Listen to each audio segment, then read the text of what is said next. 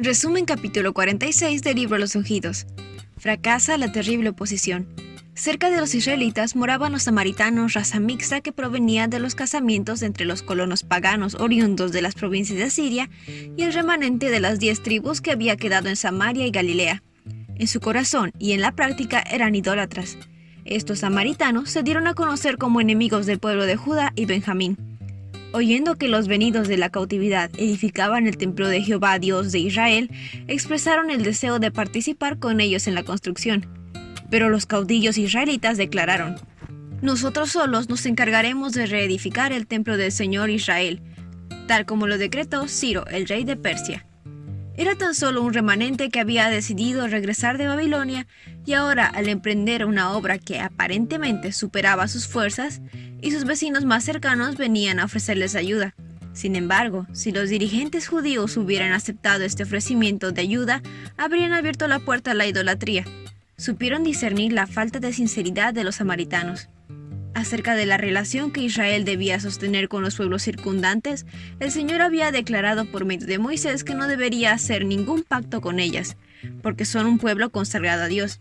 Fue claramente predicho el resultado que tendría el hacer pactos con naciones circundantes. Dios los dispersaría entre las naciones. Zorobabel y sus asociados conocían estas escrituras y muchas otras parecidas. En el cautiverio reciente habían tenido evidencia tras evidencia de su cumplimiento, y ahora, habiendo vuelto con todo su corazón a Dios, renovando su pacto con Él, se les permitió regresar a Judea y restaurar lo que había sido destruido.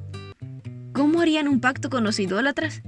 Habían vuelto a dedicarse al Señor ante el altar erigido frente a las ruinas de su templo.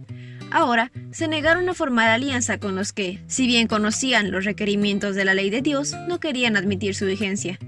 Nunca podemos correr el riesgo de sacrificar los principios aliándonos con los que no temen a Dios.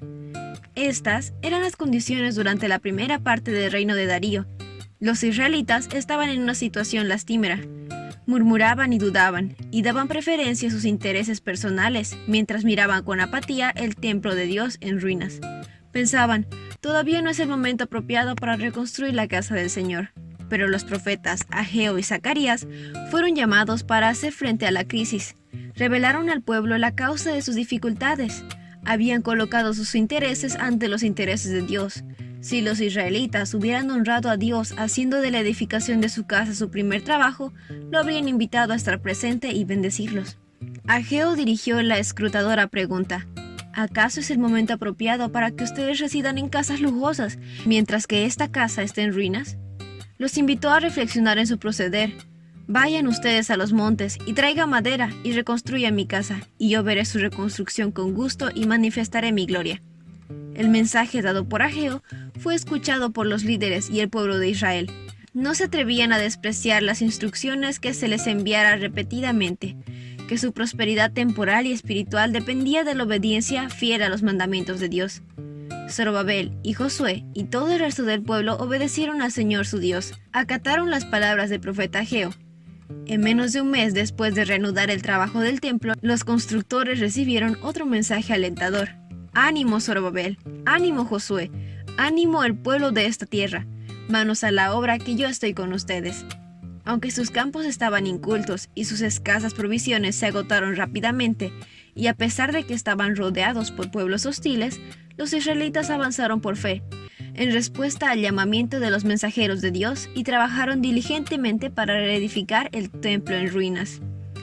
Un mensaje tras otro les fue dado por medio de Ageo y Zacarías para asegurarles que su fe tendría rica recompensa y que las palabras de Dios acerca de la gloria futura del templo, cuyos muros estaban levantando, no dejarían de cumplirse.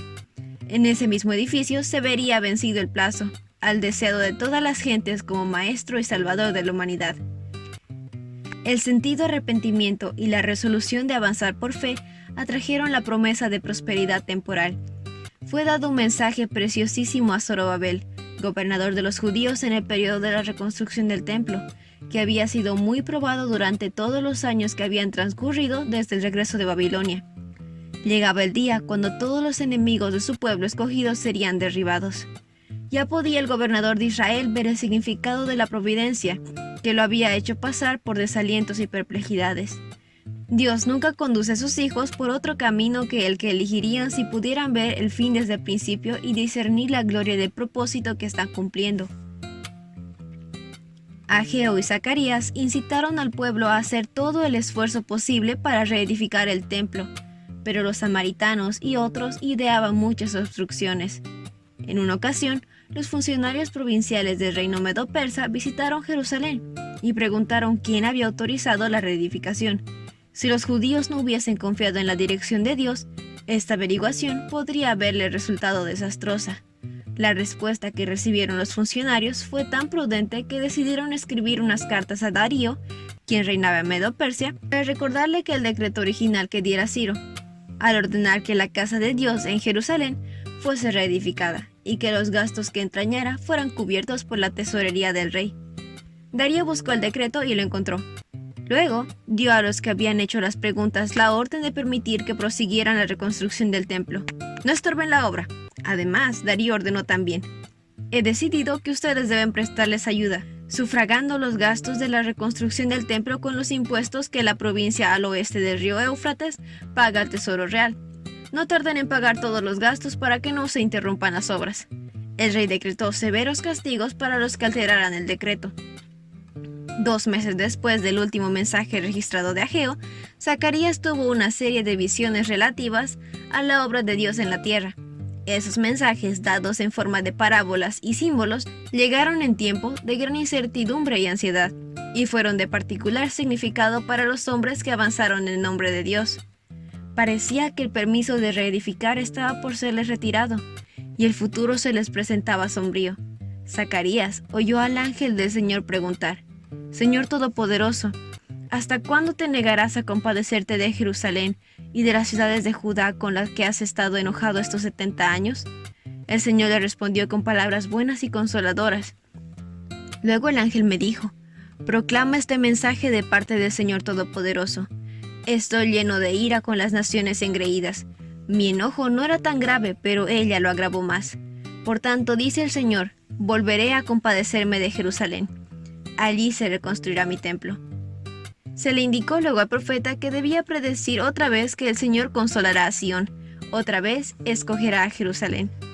A continuación, Zacarías vio bajo el símbolo de 4 cuernos las potencias que dispersaron a Judá, a Israel y a Jerusalén.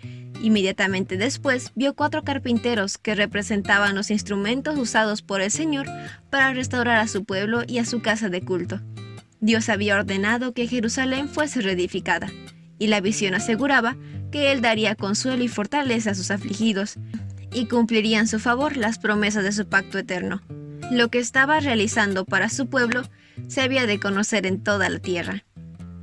Y ese fue el resumen del capítulo 46 del libro de los Ungidos. No olvides compartir el video con tus compañeros de clase o con las personas que tú crees que puedan necesitar este resumen. Nos vemos la próxima.